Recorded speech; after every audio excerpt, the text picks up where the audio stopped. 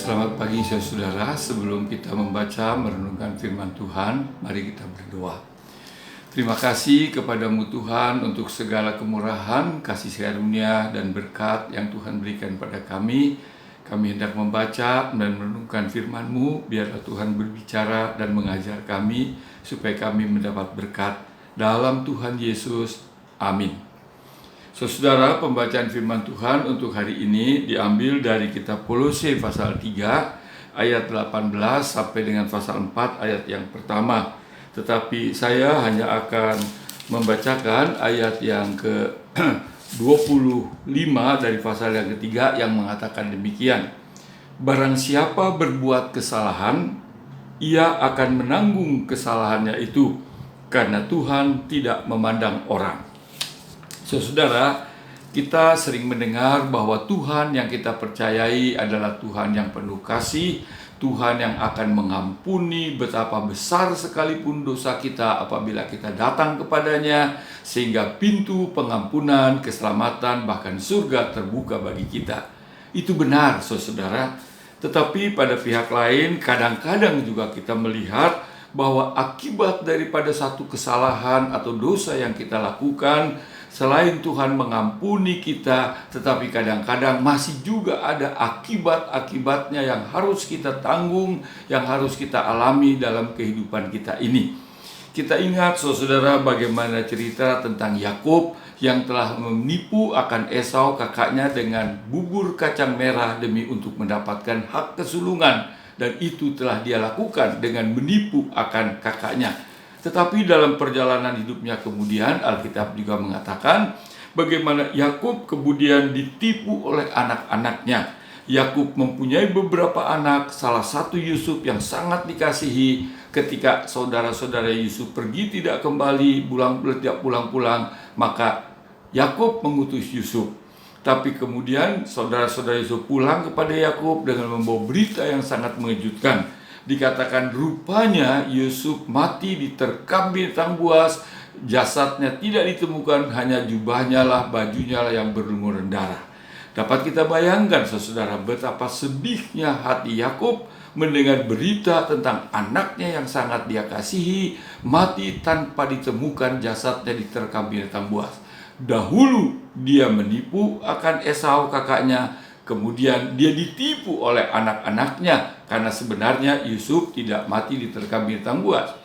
Kemudian kita lihat juga, saudara, bagaimana Yakub menipu ayahnya dengan datang kepada ayahnya mengatakan bahwa dirinya adalah Esau, sehingga ayahnya Ishak memberikan berkat-berkat kepadanya. Dia tipu ayahnya dengan mengatakan bahwa dirinya adalah Esau. Tapi kemudian dalam perjalanan hidupnya, dia juga ditipu oleh Laban, calon mertuanya. Ketika dia mau mendapatkan Rahel, anak Laban yang sangat dicintainya, bekerja 7 tahun tanpa upah demi mendapat Rahel. Setelah semua itu selesai, ternyata yang dia dapat bukan Rahel, tetapi Lea, kakaknya, yang sebenarnya bukan sasaran daripada Yusuf. Dikatakan tidak baik kalau menikahkan adiknya melompati akan kakaknya. Sehingga demi untuk mendapatkan Rahel, Yakub harus bekerja kembali 7 tahun lagi. Jadi 14 tahun dia bekerja demi untuk mendapatkan Rahel yang dikasihinya. Dahulu dia menipu ayahnya Ishak, kemudian dalam sejarah perjalanannya dia menipu Laban, dia ditipu Laban calon mertuanya. Kemudian kita juga lihat, saudara, Yakub menipu ayahnya Ishak atas prakarsa. Arsiteknya, dalangnya adalah Ribka, ibunya, yang sangat mengasihi Yakub, sehingga mengajari Yakub untuk menipu ayahnya. Bahkan ketika Yakub berkata, nanti kalau ketahuan bukannya berkat malah kutuk yang akan saya terima. Tapi Rahel Ribka karena kasihnya kepada Yusuf mengatakan, biarlah kutuk itu tertanggung atasku. Jadi yang menjadi arsitek dalang untuk penipuan Yakub terhadap ayahnya adalah Ribka, ibunya. Tapi kemudian, saudara, dalam perjalanan sejarah seperti yang dikatakan, ketika Yakub mengetahui bahwa Esau mau membunuh dia, maka Yakub lari ke Laban, ke keluarga ibunya, sehingga Rahel tidak lagi dapat bertemu dengan Yakub seumur hidupnya. Kita bisa bayangkan saudara, betapa sedihnya, betapa susahnya hati daripada Ribka, karena dia tidak pernah lagi berjumpa dengan anak yang sangat dikasihnya semasa hidupnya.